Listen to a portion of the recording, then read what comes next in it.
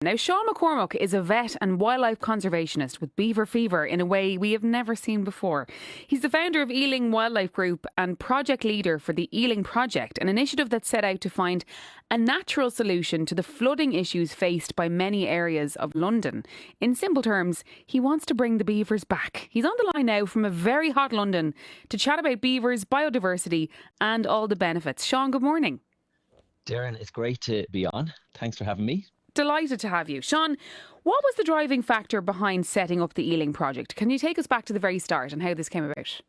Sure, yeah. We kind of had this bonkers idea that the Ealing Beaver Project should be welcoming beavers back into the urban landscape as well. There's a lot of beaver reintroduction been going on here in Britain for the last 20, 25 years, but most of it's in the countryside on like big country estates or up in the Highlands of Scotland.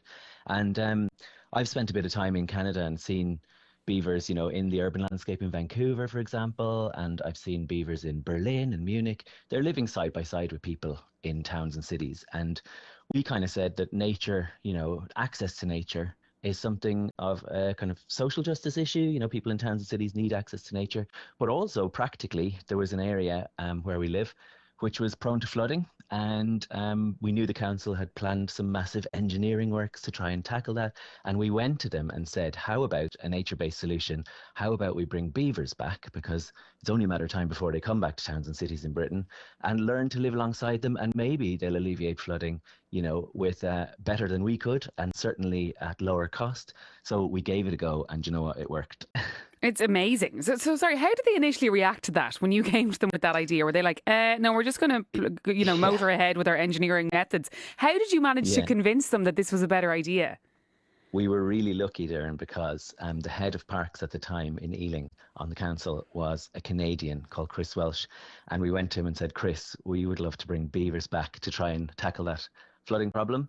And Chris said, okay, because he was all aboard the beaver train, being Canadian and being comfortable with beavers already. So we were very lucky in that respect. But then we had to convince the local community. We did a public consultation, and then we had to convince Natural England, who are the licensing body, and that was very tricky because what we've done, putting them into the urban setting and being a publicly accessible enclosure trial where the public are welcomed into a beaver landscape, that had never been done before. So it was a bit of a mission. It took a lot of paperwork, a lot of back and forth, a lot of telling people we weren't bonkers, it would work. And we eventually got it over the line, yeah. Talk us through how successful that reintroduction of beavers has been since the project began. Yeah, so we released a family of 5 beavers in October 2023. So they're in their 3rd year now. And it's been massively successful on all counts. We wanted to look at their effects on flood mitigation in the wintertime when we had heavy rainfall and the streets downstream were flooding. And we wanted to look at how they'd benefit biodiversity, other wildlife species, and how they change the habitat in there, because it was quite a degraded kind of ecosystem landscape. And we also wanted to know, what the kind of public engagement would be like and how they'd be welcomed back as a species that's been extinct in Britain for 400 years. On all of those counts, they've ticked every box. And the really remarkable thing, Darren, is that they've done it in amazingly quick time. So for the last 2 winters, for the first time in over a decade, the area downstream hasn't flooded. And it's affected the local tube station, which is what we've kind of gone viral about in the last couple of weeks. We were featured on a couple of American and Canadian broadcast networks, and it's just gone crazy online with everyone reporting that the beavers have saved the London Underground. It's not quite that exaggerated, but they have stopped the tube station ticket office from flooding downstream and all the residences around that area downstream. So yeah, they really surprised us with their rate of work of holding back that water and turning the Paradise Field site into basically a big sponge that can absorb really heavy rainfall events and release it slowly. They've been flat out. They have, beavering away, busy beavers. I know why that's a statement now, or not saying. Sean, there have been some concerns from farmers that the reintroduction of beavers will do more harm than good. What do you make of those concerns? Yeah, they're valid concerns because farmers obviously need to protect their livelihood and protect their profit margin and be able to make a living from the land. And beavers can have, very localized effects that aren't particularly convenient. So if beavers, for example, move into farmland and block up drainage ditches and cause localized flooding of a farmer's field of crops, then that's going to affect profit margin. So it's understandable. But I do know lots of farmers who are welcoming beavers back and making kind of allowances for them and reaping the benefits of storing more water in times of drought. You know, we're going through a heat wave here in London at the moment, and all of our parks are dry as a bone, and Paradise Fields is lush and green and glorious. So some farmers are taking advantage of that. And what we always say is that there are tried and tested ways to live alongside beavers. So if you did have a beaver block up your drainage channel, well, you can put in a thing called a flow device, which maxes out the level of water they can create by putting a pipe through the dam. So there's tried and tested ways that you can live alongside them. And we'd love the government to kind of step up a little bit more to support farmers to welcome beavers back, because they have enormous benefits, even for farmers. Flooding has obviously been an issue here in Ireland for quite some time now. Is it something you think could work here? It could work in theory there. The contentious thing about beavers in Ireland, and I get asked this all the time, is were they ever in Ireland? So at the moment, there's no firm evidence that we ever had beavers. But then again, we're finding, things all the time that used to live in Ireland that we thought didn't. And it's not unreasonable to think that we did have beavers once upon a time.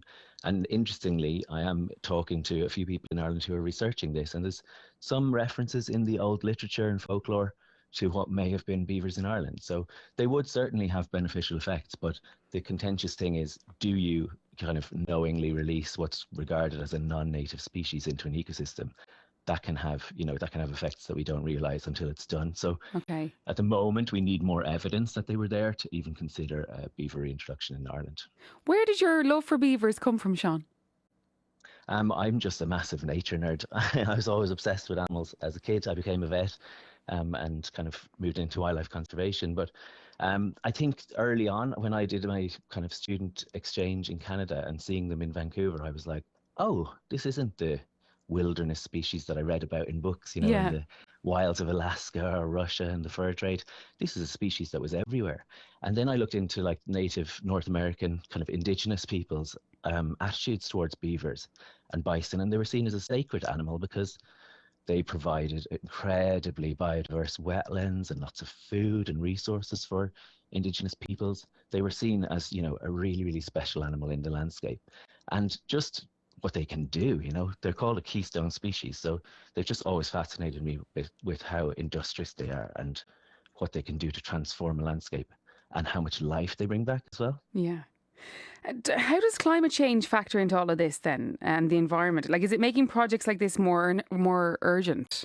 Climate change. Yeah, it certainly is. Now, we would say, let's be realistic. Beavers aren't the, magic wand solution to climate change, but they're definitely part of, a tool that we can use. And we've said this to kind of politicians over here that have really not got it and said, oh, we should be focusing on the nature we have, not bringing back lost species. But actually, bringing back lost species we should be doing, and the beaver in particular can help us with climate targets. So if you think about what a beaver does, it's creating these really complex wetlands that can help with flood mitigation in the wintertime, in times of storms.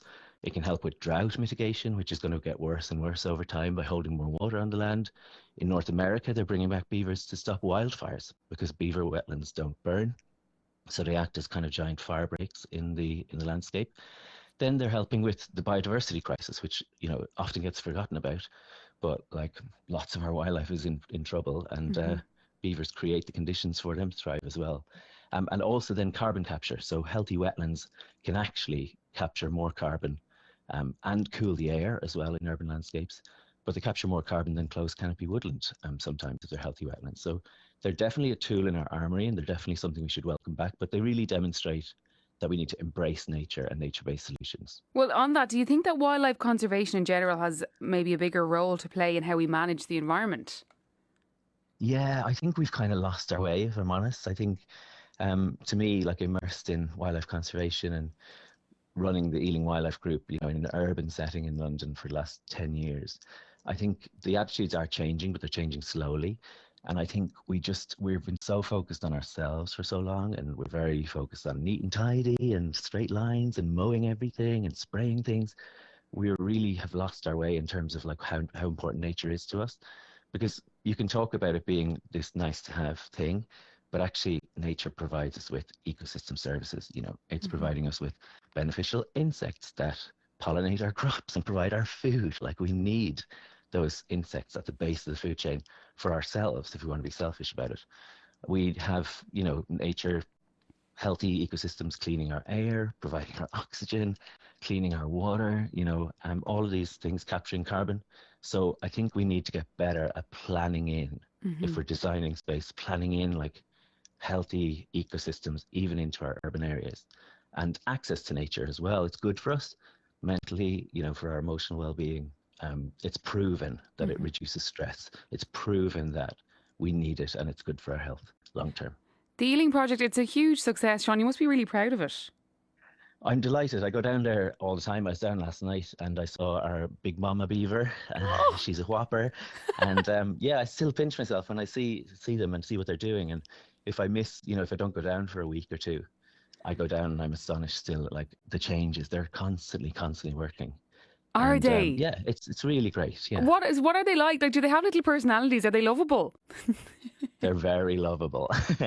Yeah, I'm a serious scientist, Doireann, but even my cold scientific heart can't help but melt when I see them. And I came across Big Mama. Her official name is Willow, but for ages before the local school children named her officially, we called her Big Mama because she was actually the biggest beaver ever trapped and translocated in Britain. She was 30 kilos when we caught her. Wow. Massive. Yeah, and when I see her, I'm kind of grateful to her because she's sort of changed. Jokingly say she's changed the world, but she has changed tens of thousands of people's perceptions on what beavers are and why they're important and why we should welcome them back. But yeah, I came across her last night and she was having a good munch and she tolerates me quite well. I think she knows who I am. She's like, here's that Irish guy. Here's that mad Irish guy coming again. He's back, lads. Duck. He's back. Watch out. I think he's good. We can still stand here and eat. So I was just watching her from like 3, maybe 4 meters away, and she was munching away. She was holding branches of poplar branches and just chomp, chomp, chomp, chomp, chomp, chomp, chomp, chomp, chomp, chomp. Because at the moment, Doireann, really excitingly, we knew for the last while, about a month or two, that she had babies in the lodge.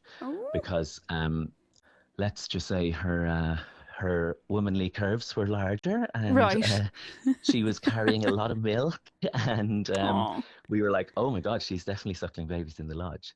And I'm going to give you an exclusive for RTE 2 FM. Oh my God, Sean.